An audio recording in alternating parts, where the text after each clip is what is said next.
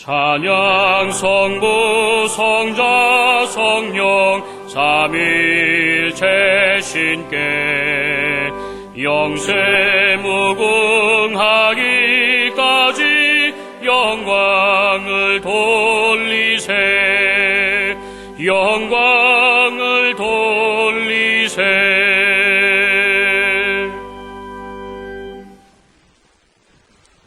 우주와 그 가운데 있는 만유를 지으신 신께서는 천지의 주제시니 손으로 지은 전에 계시지 아니하시고 또 무엇이 부족한 것처럼 사람의 손으로 섬김을 받으시는 것이 아니니 이는 만민에게 생명과 호흡과 만물을 친히 주시는 자이심이라.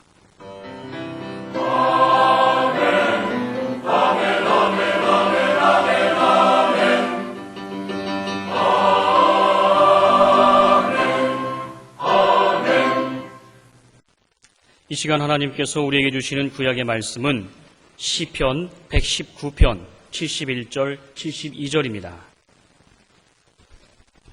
제가 가진 성경으로는 891쪽입니다.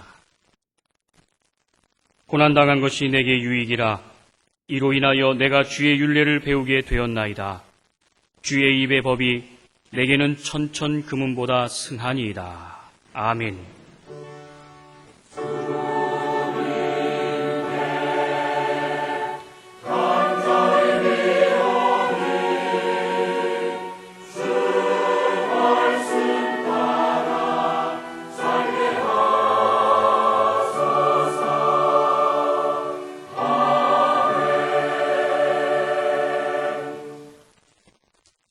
하나님께서 우리에게 주시는 신약의 말씀은 고린도전서 10장 32절 33절입니다.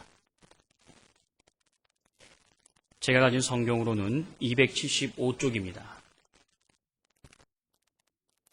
유대인에게나 헬라인에게나 하나님의 교회에나 거치는 자가 되지 말고 나와 같이 모든 일에 모든 사람을 기쁘게 하여 나의 유익을 굳지 아니하고 많은 사람의 유익을 구하여 저희로 구원을 얻게 하라. 아멘.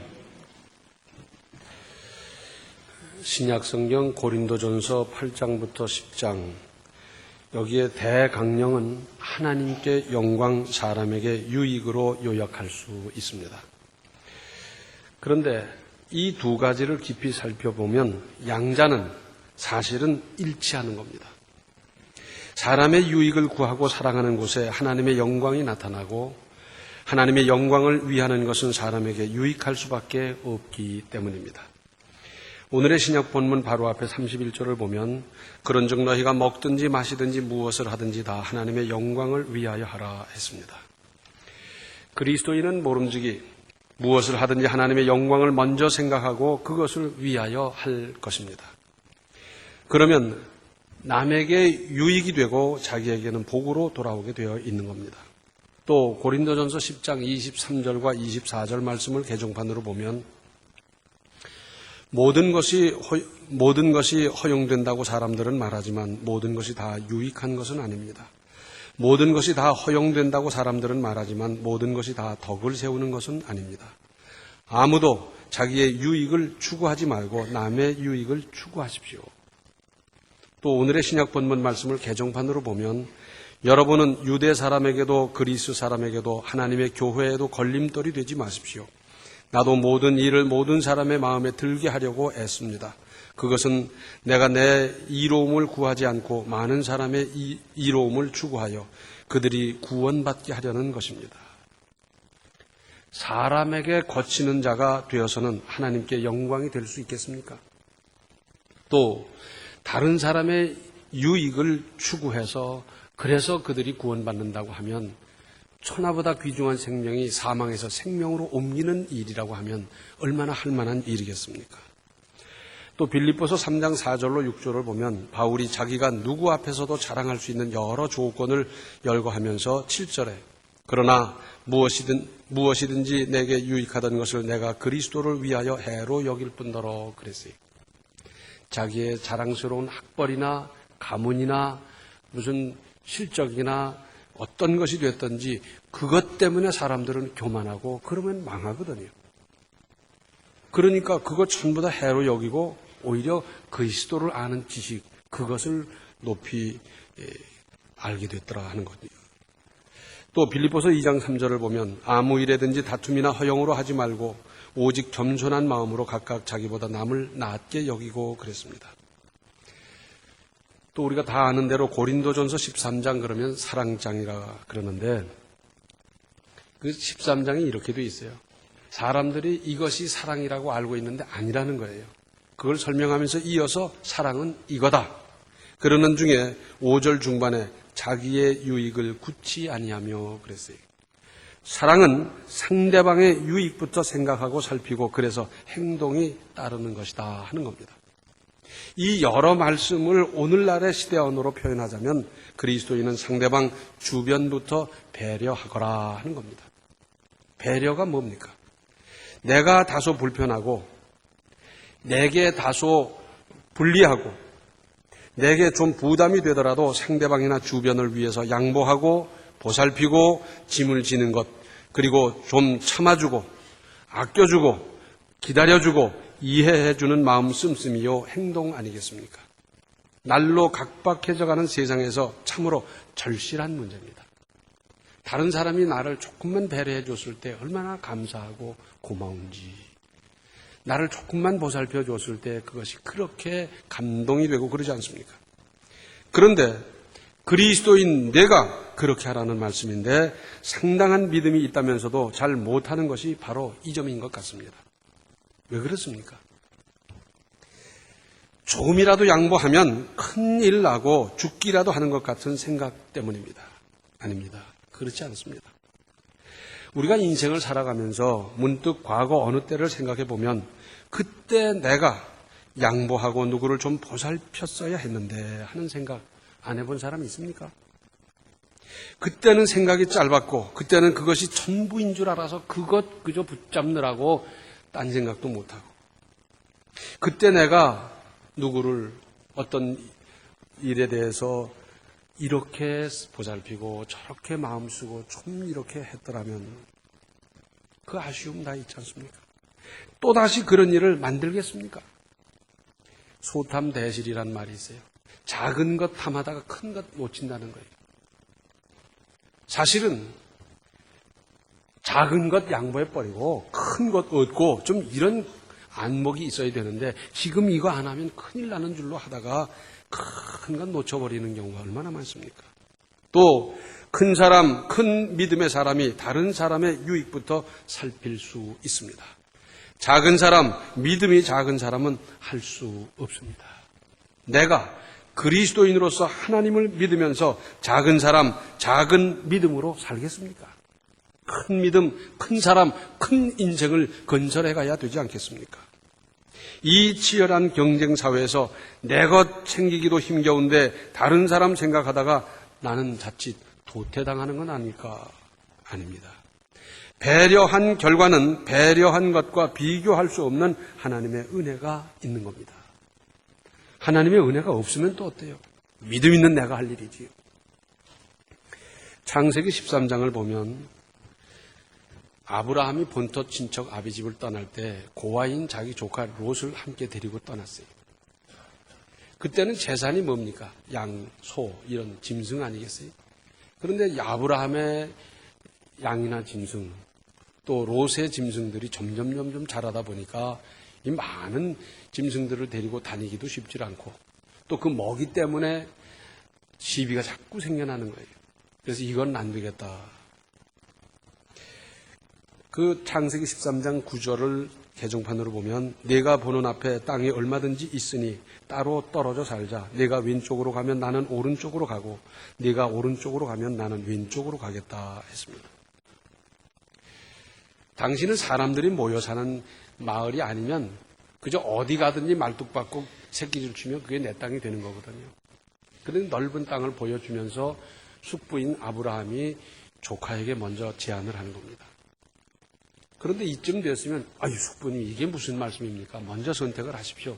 이래야 될 터인데 그렇게 하지 아니하고 그저 살피기 바빴어요. 가만히 봤더니 동쪽에 요단 강물이 흐르고요. 거기는 풀이 넉넉하고요. 거기 가서 이 짐승을 기르고 그러면 잘 되겠거든요. 그래서 더 생각할 것도 없이 그리로 가버렸어요. 거기 가서 양떼가 불어나고 부자가 되고 점점 잘 되고 그럴 줄 알았는데 그렇게 됐습니까? 가자마자 제일 먼저 찾아온 것은 밤중에 갑자기 습격을 당해서 재물과 양식과 짐승과 사람 몽땅 빼앗아가고 자기도 사로잡혀갔습니다. 이 소식을 들은 아브라함이 나중에 자기 이제 가솔들을 거느리고 가서 이제 찾아왔으니 망정이지 그렇지 않았으면 거기서 목숨까지 잃을 뻔했더랬어요. 그뿐입니까?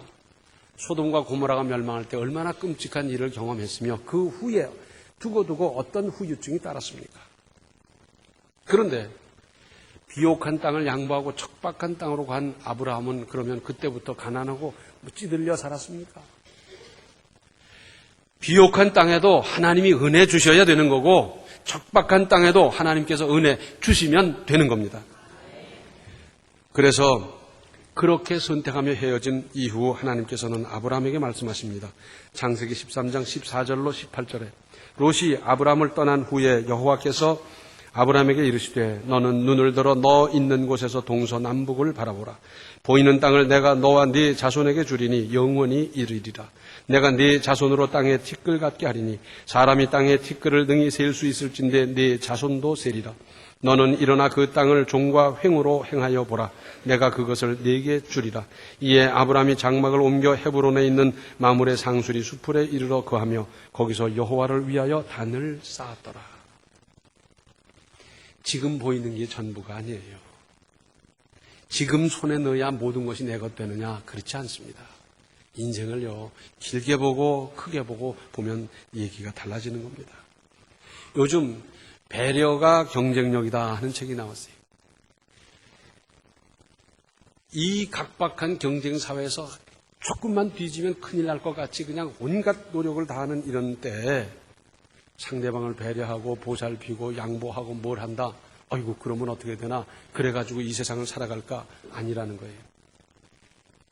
혹 경쟁자를, 혹 상대방을, 혹 주변을 조금 배려했더니 그것이 얼마나 큰 내게 유익이 되는지, 그것이 내가 오히려 사람을 얻고 동지를 얻고 좋은 길이 열리게 되고 그러는 아주 결정적인 역할을 하더라는 겁니다. 세상이 각박할수록 오히려 이것은 더 필요한 거고 그것으로 말미암아 더 유익을 얻게 되더라 하는 것 아니겠어요? 마음을 넓게 하고 큰 마음으로 큰 인생을 건설하십시오. 배려, 곧 다른 사람의 유익부터 추구한 것이 나중에 보면 내게 더 큰 유익이 되는 겁니다. 하나만 보지 말고 땅만 보지 말고 크게 보고 넓게 보고 길게 보고 믿음으로 바라보면서 아브라함이 양보함으로 오히려 더 큰 유익을 얻었던 이 역사를 체험하며 건설하며 살아가시기 바랍니다. 기도하시겠습니다. 은혜로우신 아버지 하나님, 세상이 각박하다고 저희들마저 오염돼서 얼마나 이악하고 각박하게 살아왔습니까? 마음 쓸 줄도 모르고 배려할 줄도 모르고 저희들 이렇게 살아왔는데 불쌍히 여겨 주시옵소서. 이제 깨닫게 해 주셨사오니 주변을, 이웃을, 또 경쟁자까지도 저희들이 배려하는 마음을 갖게 하여 주시고 좀 참아주고 좀 기다려주고 좀 보살펴주는 넉넉한 마음을 다 갖게 하여 주셔서 우리 한 사람 한 사람으로 말미암아 세상이 살만한 세상, 훈훈한 세상, 훈훈한 천안을 만들어갈 수 있게 도와주시옵소서. 작은 인생을 살아서야 되겠습니까? 큰 인생 건설하며 살며 하나님의 뜻을 이루며 사는 우리의 삶이 되게 하여 주시옵소서. 예수님의 이름 받들어 간절히 기도하옵나이다. 아멘. 진정한 유익이 무엇인지 믿음으로 헤아려 바르게 처신하십시오. 지금은 생명의 주 예수 그리스도의 은혜와 하나님 우리 아버지의 극진하신 사랑과 성령의 감화, 감동, 충만, 교통하심이 다른 사람의 유익을 먼저 구하며 살기로 작정하는 모든 성도들 머리 위에 이제로부터 영원토록 함께 계시기를 간절히 축원하옵나이다. 아멘.